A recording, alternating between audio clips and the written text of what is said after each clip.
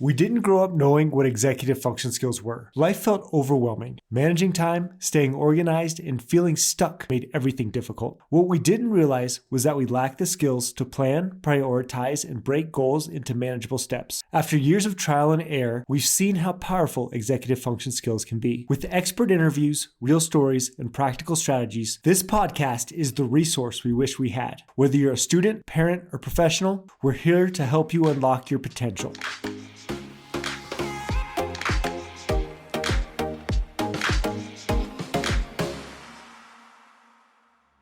Welcome to the Executive Function for All podcast. Today, neuropsychologist Chris Gioielli joins us to explore ADHD, anxiety, and learning disabilities. Chris breaks down executive function challenges, recent research, and provides practical advice for parents, students, and educators. This is a great one, and let's begin. Chris, how are you today? I'm doing well. Yeah. Thank you so much for having me. Of course. Thank you. The first time I met you, I was just amazed by your insights. We do a lot of the behavioral stuff at Untapped, and you have this neurological side, but how you broke it down for me was just so simple, and I really admired that. Well, I really appreciate you saying that. That's wonderful feedback. I work very hard to understand it simply for myself, so the fact that it actually gets relayed that way is really confirming for me. And whenever people use jargon, that just means they're not there with their understanding yet, right? Sure. And so when you find somebody who can explain it simply, I'm like, oh, they get it. Yeah. And to be honest, it's very difficult. So it's taken me a long time to actually feel comfortable myself as a person in my role to really understand it as a way to not only help the people I help, but also to communicate it to the people I help. Yeah. And that's why I wanted to have you on. So, cool. So let's jump in. How does ADHD affect your executive function skills from a neurological perspective? Yeah, I love that you've emphasized it on the real origin of what's contributing to issues here, which is it's a neurological thing, right? It's biological in origin. So it's neurological or neurogenetic. So what we're talking about and how we understand the effects on executive functioning, I think goes back to kind of how we understand its etiology or its origin. And so when we think of it in those terms, it brings a lot of emphasis to understanding brain system, brain connections, brain structure, brain volume, all that kind of stuff. And so what we've found in the research for folks who have ADHD is they have brain differences. So structures in the brain, things like thinning of the cerebral cortex, right? In comparison to somebody who doesn't have an ADHD brain, quote unquote, they actually have a thinner cerebral cortex, which is that part of our brain that goes, it's the outer layer, and particularly in the front of our brain, which is where all of our executive functioning works, it's a thinner part. And so when we think thin, we actually think less gray matter, which is exactly what that's describing, and also less connections. So when we're thinking about the circuits that are in that area of the brain, when there's less gray matter and less connections, they don't work the same way. And so the word less freaks parents out. Totally. Because we associate it with intelligence. Totally. So is there a decreased level of intelligence because of this, thinner brain structure? So it depends on what you mean with intelligence, right? That's like a huge thing in and of itself. There are some indicators with the research that shows that folks with ADHD will score lower on IQ than probably what they're capable of showing. So in some ways, we're thinking of it as being an inhibitor to actually the display of their intelligence. Does that make some sense? Yeah, definitely. Well, because we're fortunate in our practice that we actually get a lot of assessments from people like you. Yeah. But we see over and over, it's actually very rare for us to see it below average intelligence. It's very common to see high to very high intelligence. So if I'm hearing you correctly, that's even with them not being able to show what they're really capable of on these tests. Totally. And to be really fair too, there is the presence of what we could say an adaptation, right, to how a brain then uses certain areas of strength to accommodate or to make up for deficits. And so oftentimes I'll see a lot of students who have ADHD who have really high off the chart, so to speak, verbal comprehension. in comparison to normative, peers. And so, that's actually a brain strength for theirs that I think they rely on to make up for. And this is the way in which our brains, I think, are just so cool, and how we adapt and how we actually make use of really just what's going on in there in a way that helps people succeed, particularly in the environments they live in. Cool. With that, if we do work on executive function skills, or let's say other deficits, is that part of the brain neurologically, does it increase? Is there more gray matter? Yeah, it depends on some of the interventions. So when we look at ADHD, it is prior to, I think, previous understandings where we could kind of quote unquote like grow out of ADHD, the research indicates we actually don't grow out of it, that was actually for me as a provider pretty disheartening, because I would love to give people a kind of hope, right? Where it's like, this is a temporary thing. However, brains continue to develop, and they continue to develop way into the 20s. And so when we're thinking about brain function as in kind of construction of connections or even volume, like in gray matter, folks with ADHD are actually kind of a couple years behind in that slower developmental kind of process. And so they will continue to develop, right? So doing particular things that would target these areas can be very helpful in making those connections, but they'll be a few years behind, so to speak. And so this actually gets into where the effects of stimulant medication can be really helpful, because there's really compelling evidence that supports the stimulant medication actually builds connections in the brain, longer lasting connections. So it actually can increase the speed, right? And the kind of the highways in our brains. And that can be one of the longer lasting implications of being on stimulant medication for a good amount of time. Interesting. Well, and tell me about executive function coaching. Obviously, we've dedicated our lives to that here. Yeah. And so is that something that increases these pathways as well? Absolutely. Yeah. So this is helping, I would say, executive functioning in a certain way. Okay. So while there may be a continued development for brain structures, when you help somebody with executive function coaching, you're actually helping them in an area of maybe some weakness, or they don't feel as confident. And so those are, I would categorize as interventions that go into kind of like accommodating their impairment. And that is absolutely going to be a helpful thing, right? Accommodations for really leveling the playing field, helping people understand what's going on with them, helping with particular exercises, interventions, ways of studying, whatever it is that takes that into consideration, absolutely going to help them be set up to succeed in the future. Got it. What do parents say when you get into this like decreased gray matter stuff? Because I could just think about that with my daughter, right? Sure. And I don't know how that would feel. Like, it'd feel good to understand what's going on, but it also feels scary. Absolutely, 100%. And I think that this is part of the reality as we're really understanding ADHD in the research that's exploding, by the way, like tens of thousands of articles. I try to keep up with it. Yeah. And it's like 10 papers per week right now. Yeah. It's crazy. I'm not even close either. Right. And so when we think of it that way, one of the things that's really becoming more and more important or clear is the significance of impairment, okay? Where there are comparisons to ADHD when we think about things like disability, right? Actual physical disability. We can see disability, and we make accommodations for letting those people be included in society in ways that actually help them overcome those hurdles, those obstacles, those things that they didn't choose necessarily, right? And so that is hard news to give to some parents. Absolutely. It's not uncommon that I have parents who are in tears, right? Or they think that they've done something wrong. And it's like, that's absolutely not the right conclusion. They didn't do anything wrong, but they're having a realization of, wow, yeah, my child is going to have an uphill climb in life that other students or kids are likely not going to feel the same way. And that's hard. Absolutely. And so there's this huge debate right now about this ADHD superpower notion. Uh-huh.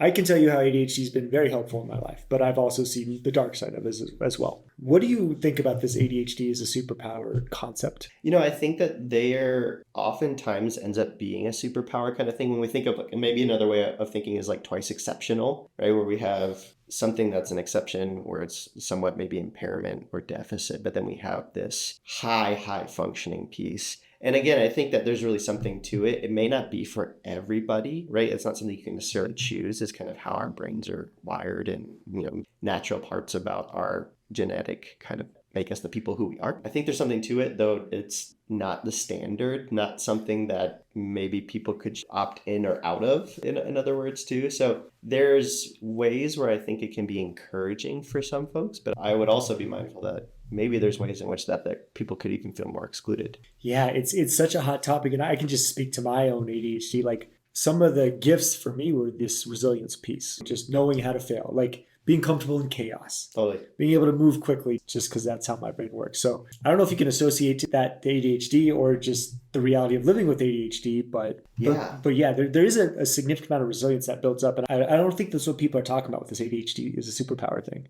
Yeah, I'm actually not sure. It may or may not be, but I do think, like you're saying, when you live with something that you have to overcome in a different way, how could it not build a certain form of resilience? Correct. You look at the stats about like CEOs, millionaires, entrepreneurs who have this thing, and it's pretty jarring how much higher it is than the quote unquote typical population. But it's always curious, like, is that a brain function? Is that just because they see the world differently and they're creative? Or is that just straight up resilience that you need growing up with this? I don't know if I can give you a good answer on that one. It could be all of the above, right? Yeah. And when we think of ADHD, like its emphasis is really impairment. It's not on the end you're really describing, which can be asset, right? Which can be strength, which goes into things. So when we think of ADHD, there may be other factors that are going on around it, but that in and of itself wouldn't be the ADHD itself. So ADHD in itself is going to be very impairment driven, right? So when we think of what it is, how it is a disorder, right? How it's actually impairment in the environments that we live in, those are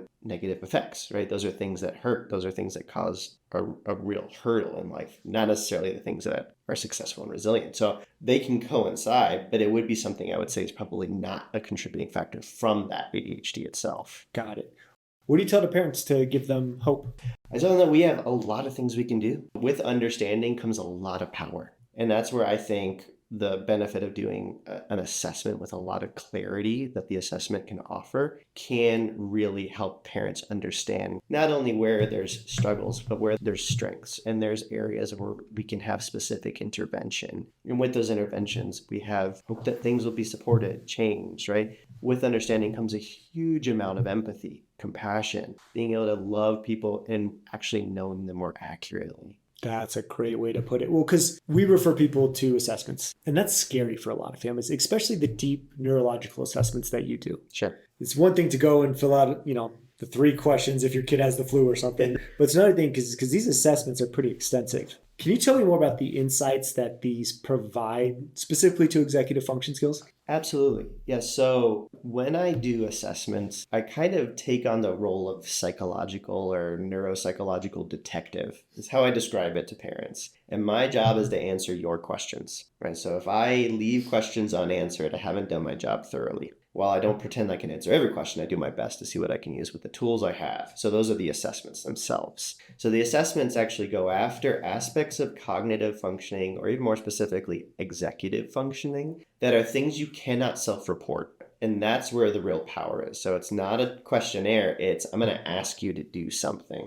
And the way in which you do it, how quickly you do it, how accurately you do it is going to give me data that then I can use to compare to samples that actually tell me bit more what's going on in your mind. So with executive functioning testing itself, I look at things that include fine motor skills, visual stimulus, auditory stimulus, short-term memory, speed, efficiency in processing, time management, emotion regulation. All of these are the kind of go into the circuits of what make up executive functioning. So I love the way that you emphasize executive functioning because that's what ADHD is about. It's not about attention. That's way too narrow. Executive functioning includes how we even understand time, how we organize our thoughts, how we can approach a goal, how we can actually stay motivated or not. And like I said, emotion regulation, which is one that people don't necessarily think of. And so how we actually experience our own ability to monitor and actually soothe and take care of the emotional experiences we have. So that's a long way of saying those are part of the tests that I actually use and the observational data that I get when I get to sit with a student. So I watch them go through things that are hard and I see how it affects them. And all of that is lovely data for me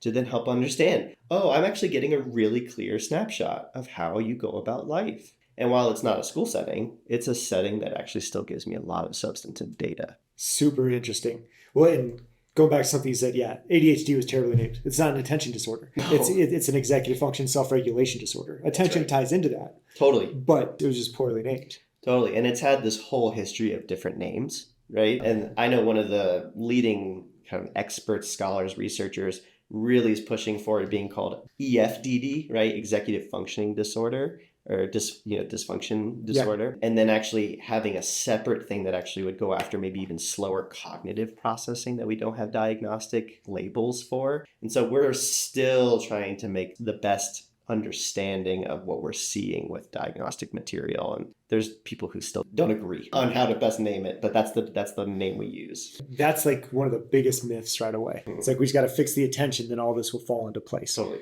Going back to the assessment, and first of all, for parents, I could not recommend a real assessment more highly. Like it's an investment, but it's so worth it to understand your child, because then we're just guessing if we don't have that. Sure. And so one of the core questions I've been getting recently, which I wanted to ask you, was a lot of times we see with ADHD slower working memory and slower processing speed. The question I get with that is, can that be improved? Yeah. So yes. Okay. Some of them are developmental things. They will continue to work itself out and grow and fire in different ways, connect, more gray matter, all that kind of stuff over time. This is also where stimulant medication can be really helpful. Okay, this is where working with those, weaknesses in mind can also be really helpful. So you're right, maybe fix isn't the quite kind of the right way of maybe approaching it, but it can change. And also we can work with knowing those things are present, which means we can actually build playing fields that actually keep in mind the fact that working memory and processing speed may be at a level that's not typical of other students. And so in some ways, when we level the playing field to meet students where they're at with accommodations, that actually sets them up to be successful, and it continues to help them develop with that trajectory. Yeah, well, and one of the encouraging things for people with ADHD is that school used to be 100% working memory based when you and I were in school. Sure. It was like, here's the facts, memorize the facts, repeat them back to me on Friday type of thing. It's changing, which is encouraging and much more like real life as well. Yeah.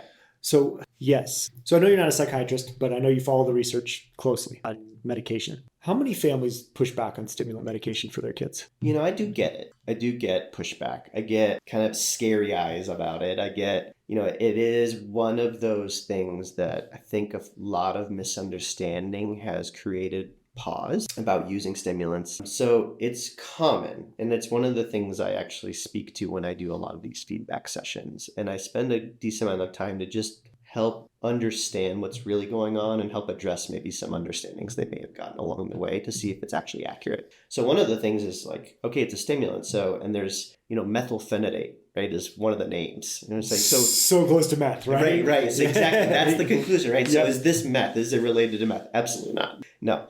Will being on stimulant medication for a long time be a detriment to my child's brain development? No, it's actually the opposite. It's the exact opposite. It actually will help brain development. And long-term studies actually show that increased connections are a result of actually being on stimulants for a longer term. And so one of the things is, how does it affect my child? Well, it's in your system and out of your system by the end of the day, right? It doesn't function the same way as like an antidepressant, which builds up a certain threshold in your body to maintain. And it takes about a month or so to really get that up. Doesn't work the same way. And so when I help folks understand not only the benefit, the real data that supports the effective nature of stimulants, I try to help encourage the fact that this is at the moment probably the best intervention possible for ADHD. There's a lot of research around it, and I'm really careful when I talk about it because it's not my expertise. But one of the core things that I recommend is you've got to pair that with behavioral supports, meaning just because you take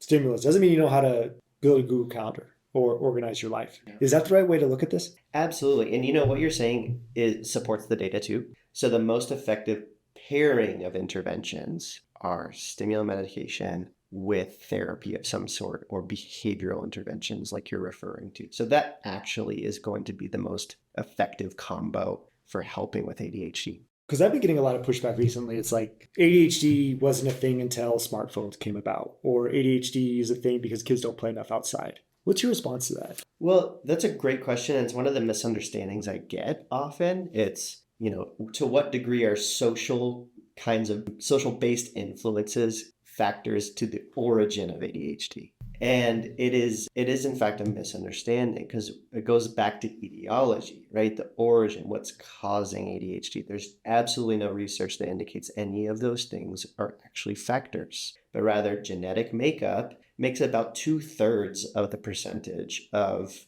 ADHD, right? So you get that from someone in your bloodline, someone in your genes. And about the 1/3 are maybe prenatal, postnatal, brain injury, those kinds of things. We're talking about brain structure, not something that's influenced by society. Okay, so this is where parenting or cell phones or video games or whatever it is absolutely does not contribute to the deficit in brain function. That makes perfect sense to me. The one piece I still struggle with, though, is the attention piece, because we know smartphones and constant dopamine hits are trashing our attention. Totally.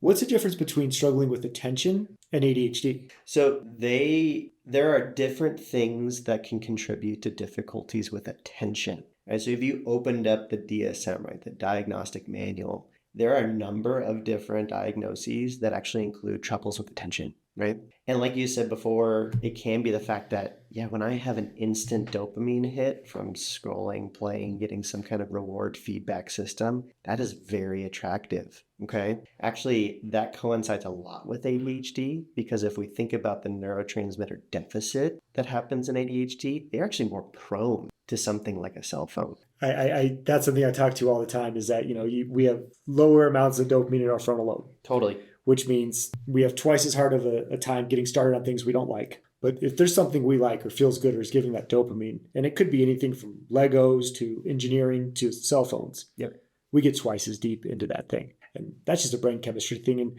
I do think that's where a gift can lie is if you figure out how to systematize your life, then you can get really good at that one thing and society rewards you for that. You and I both only do one thing professionally and one thing only. And I think that's where ADHD could be a gift. Absolutely. Yeah, that's where I think playing to your strengths and interests and what seems to be really healthy positive feedback, right, for our brains is absolutely something to play to. I know you keep close tabs on the ADHD research coming out. Has there been anything recently that's pure interest that you've seen? There is more and more evidence of the genetic origin that's becoming really fascinating to me. And what I mean with genetic origin is I think there's about 12 genes where we've isolated that are mutations or affected that actually lead to the expression of ADHD in brains. And so my hope is that at some point down the road, we'd be able to do brain scans, right? We'd be able to look at gene makeup and we'd be able to isolate what parts of certain genes are contributing to certain factors of ADHD or ADHD itself. Is the theory if we quote unquote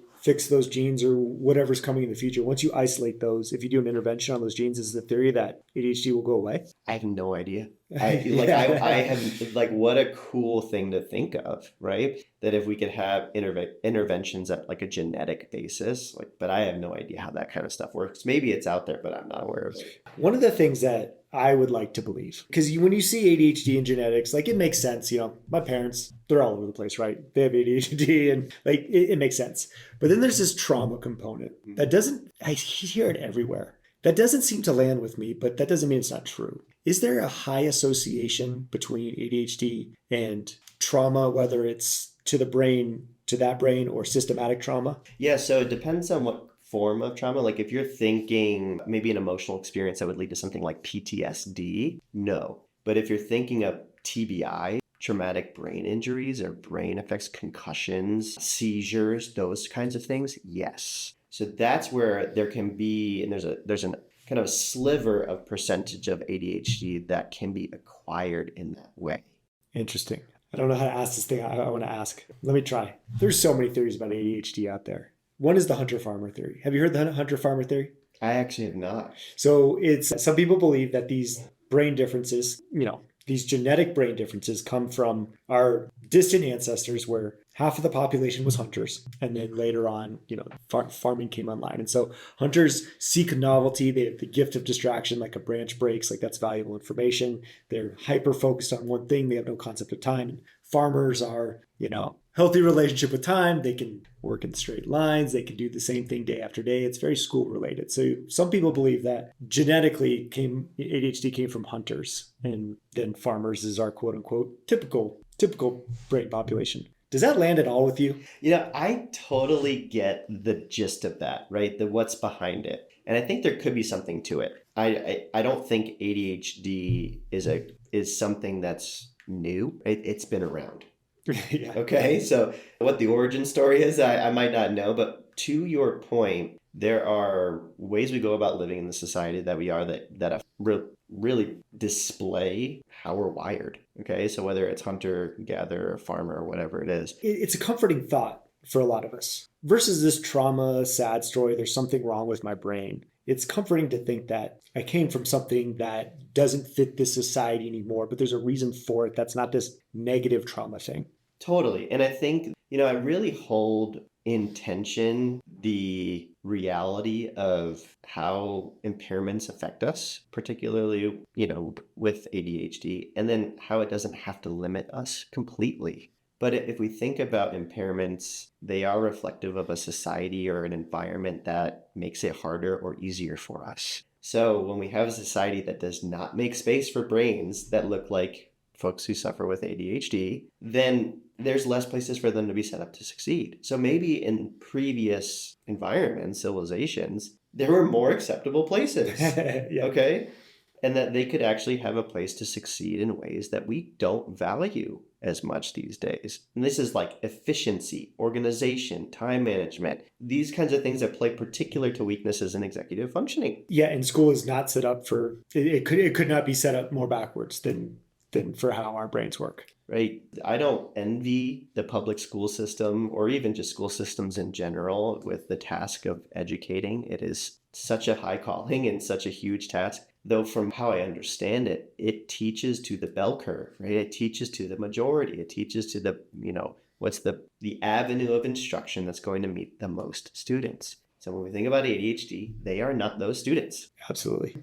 Going back to something you said earlier, growing up, I was diagnosed with ADHD. I don't ever see that anymore. It's always coexisting with something else. It's ADHD and anxiety, ADHD and this.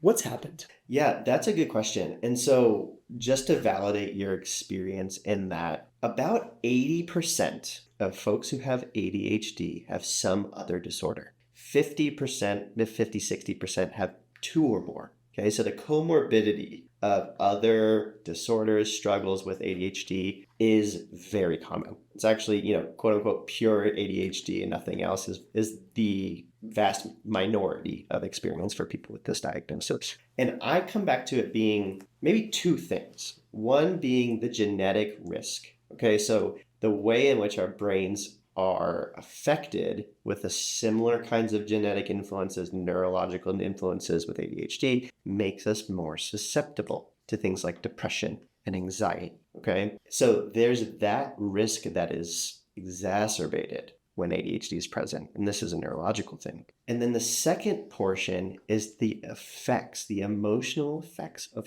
having something that's so apparent. And this is something I see all the time too, is that kids can really feel affected by the ways in which they feel unsuccessful, deflated, defeated, critiqued all the time, misunderstood, or they are the receiving end of so much frustration from people that don't understand them. And it also affects their social life. It makes getting along with other kids harder. And these have emotional effects. The stat that I hate that I cite all the time is the typical kid with executive function challenges gets 20,000 more negative comments than positive comments by the age of 10. And then we see it just go up quickly from there, right? Like that's the basis. And it's hard because I catch myself in that trap too. Yes. Because we're trying to get kids into college. We're trying to get kids to reach their goals. And sometimes you get stuck. And so you have to work through that stuck.